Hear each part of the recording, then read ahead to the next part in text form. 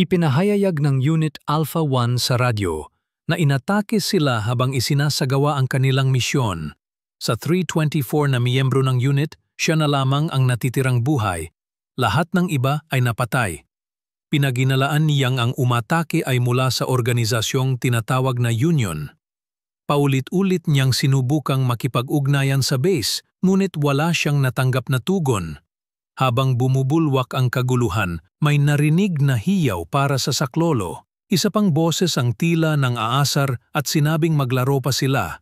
Ngunit sa halip na tulong, puro gulo lamang ang natanggap ng mga nakaligtas. Isang kasamahan ang nagpadala ng koordinado ng heliport. Sinabi ng sundalo na makakarating siya roon at masasakote ang target. Ngunit binanggit niyang nakakadismaya ito. Akala niya ay malaking misyon iyon pero ang totoo, madali lang pala. Inalala ni na Shark at Hama na ang misyon ay hindi para sa kasiyahan nila. Sa puntong iyon, dumating ang kanilang pinuno, si Kapitan Clance, at inutusan si Tautaki na ipaubaya sa reserbang tropa ang natitirang gawain. Ang bagong lokasyon ng misyon, Japan. Samantala, isang binatang bagong galing sa ospital ang nagsabing ngayon lang siya na-excite pumasok sa eskwela. Ayon sa kanya, parang sinakal siya habang nasa ospital. Pinayuhan siya ng kaibigan na magpahinga pa dahil hindi pa kaya ng kanyang braso na magsulat. Tumawa ang binata at sinabing sapat na kung ang kaibigan niya ang kukuha ng notes para sa kanya. Habang papasok, napansin ng mga estudyante ang bagong guwardya. Nang tanungin kung ano ang nangyari sa braso niya, pabirong sagot niya ay nabangga lang ng kotse. Isang tauhan ang nagulat sa tinatawag nilang master na matagumpay ang pagbura ng alaala ng guwardya. Pagkatapos, isiniwalat ng lalaki na hindi siya ordinaryong tao, siya ay produkto ng Union, isang lihim na organisasyong may makabagong teknolohiya. Isa siya sa mga eksperimentong nilikha, kasama ng yumaong si M24. Sa lahat ng kanilang batch, siya na lang ang nabuhay.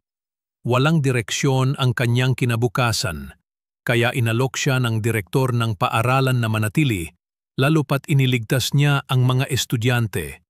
Hindi na raw mahalaga kung mapagkakatiwalaan siya. Ang desisyon ng direktor ang mas mahalaga. Sinabi pa nito na kailangan nila ng dagdag na tauhan. Ipinatawag niya si Franke, ang kanyang alalay, upang simulan ang planong kanilang pinag-usapan kagabi. Kinabukasan, ginulat ni Franke ang guwardya bilang bahagi ng pagsubok sa kanyang reaksyon. Ang mga estudyante hindi nagalala, parang laro lamang ang tingin nila sa pangyayari. Isang babae ang tumawa sa guhit sa cast ni Rai. Tinawag niya itong cute, pero tumutol si Rai at sinabing pangit yon. Tinukso rin siya na may mas nakakatakot na muka. Habang nasa klase, sinita si Yu-chan sa paggamit ng cellphone. Sa pananghalian, habang naghihintay ng dagdag na pagkain, inaya si Rai ng mga kaibigan na maglaro ng video games pagkatapos ng klase.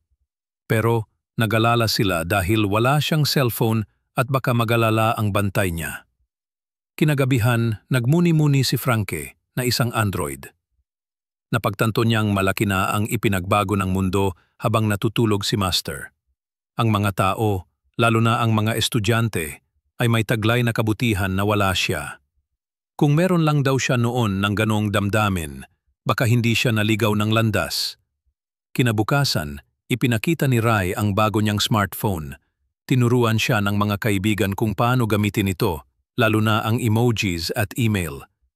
Sa kabilang banda, pinag-uusapan ng mga guro ang bagong gwardya na dinala mismo ng tagapangulo ng paaralan.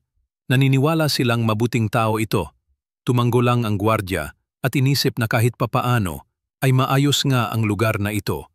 Isang sasakyan ang pilit pumasok sa paaralan. Isang lalaki ang nanggulo sa isang estudyante. Agad itong hinarang ng gwardya. Nilait siya ng mga lalaking kasama ng salarin, ngunit nang ipinakita niya ang tunay niyang lakas, nagulat ang lahat. Pinuri siya ng mga estudyante at tinanong kung dati siyang martial artist. Sa gabi, isinalaysay ng gwardya na sila ay pinalaki sa loob ng transparent na tubes. Walang pangalan, walang halaga, ginawang eksperimentong itinatapon kapag hindi na kailangan. Ang tanging nagpapakilala sa kanila ay ang isa't isa. Nangakong hahanapin niya ang pangalan nila at ng mga yumaong kasama. Humingi ng paumanhin ang direktor sa gulo kaninang umaga. Sinabi ng gwardya na may pangakong dapat siyang tuparin para sa isang kaibigan. Nakiusap siyang manatili sa paaralan. Tinanggap ito ng direktor. Napangiti si Franke at sinabi ngayon na unawaan na niya kung bakit pinayagan ni Master na manatili ang lalaki. Samantala sa Japan, dumating na ang ibang operatiba ng Union. Isa sa kanila ang nagreklamo. Ang trabahong binigay sa kanila ay investigasyon, hindi digmaan. Nawawala raw ang 2 test subjects, sina Jake at Mari. Nakuha nila ang impormasyon sa paghahack sa server ng Union. Ngunit, kahit walang gana, sinabi nilang susunod pa rin sila sa utos.